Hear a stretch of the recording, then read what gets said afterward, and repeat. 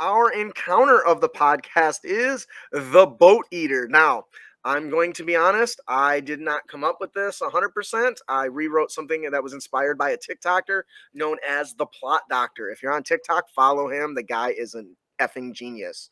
So, the characters arrive in a small coastal town of Twin Rivers. Yes, after two rivers, because that's what I was thinking about at the time. At the center of the city is a massive spike like totem. At its peak is a large skull of an unknown creature. A character who succeeds on a DC 18 intelligence nature check, or if they have the sailor background, I forgot to include that. They're able to identify the skull as belonging to a long-necked sea creature known as a plesiosaurus. If the character fails the check by 5 or more, they misidentify the skull as belonging to a giant aquatic constrictor snake. A character with a sailor. Oh, I did include that in there. I just added it a little late. Characters hear rumors that the monstrous beast known as the Navaruda, a boat eater, has been attacking and destroying fishing boats for years. The locals hired an adventuring party to destroy the beast about a week ago. Starting a few nights ago, though, the area began to rumble as I said horn. The skull resonated with an eerie cry. The area begins to be covered in mist. Now the number of fishing boats that have been disappearing have increased at an alarming rate since its slaying. The town elder, Nikolai Hartfin, a commoner, believes that another Navaruda must be present, likely the mate of the one that the adventurers had slain. That would explain the sudden increase in attacks. The characters are hired to take out the second one to end the loss of life the fishermen are experiencing. He provides anything the characters request within reason.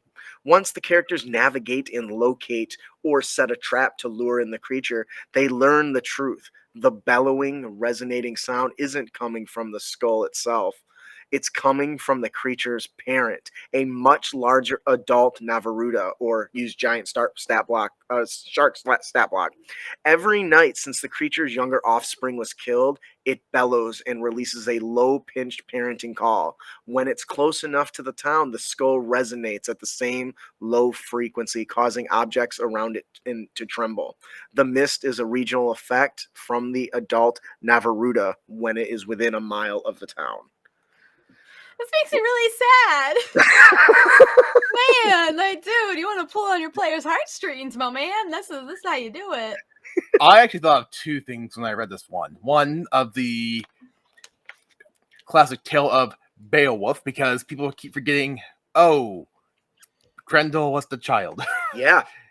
He had a mom who was bigger. And she's pissed. And also reminds me of, like, in the board game King of Tokyo, this is kind of like the reverse of this, but there's a card that they can buy potentially, where if you die, you basically reset your health back to 10 with none of your upgrades, and the card's called It Has a Child. Overall, this was a fun write-up. Once again, I took the plot from the Plot Doctor, so definitely check him out. And I went and I did change a few things, but I think he uses like an orca or something. But I fleshed it out so you can use it. You can head on over to critacademy.com and find the blog for this episode, and you can copy and paste this and use it in one of your stories and campaigns. And yes, Alex, I am a bit of a moral ambiguity dick. So that's certainly what I wanted to focus on here. So why I was drawn to it. Yeah. Oh, I love it. But like, oh, my heart, but I love it. I also like that there's you're basically also cleaning up the mess another group of adventurers made because of their actions and not fully ensuring that they did the job right, which how many of our adventurers do that? Now I'm thinking about like Raz the Shield Hero, where the main character cleaned up another adventurer's mess because they killed a dragon. Yes. But because they didn't clean up the corpse, a plague started spreading through the area. Yep, and he had to come clean it up. Yep. I love it. If you've not seen the anime Rising of a Shield Hero, it's awesome. You need to check it out. I have never had an anime that had a moment that a character got exactly what they effing deserved more than in that show. And I was like, yes, yes, yes. Amazing. And the part I found hilarious too was one particular website actually got flamed for this, Anime News Network. They got grilled hardcore for saying, I don't like what they did with that character because of so on and so forth. Mhm. And I was like, but dude, you're taking this way too seriously. Yeah, it's a cartoon. Yeah.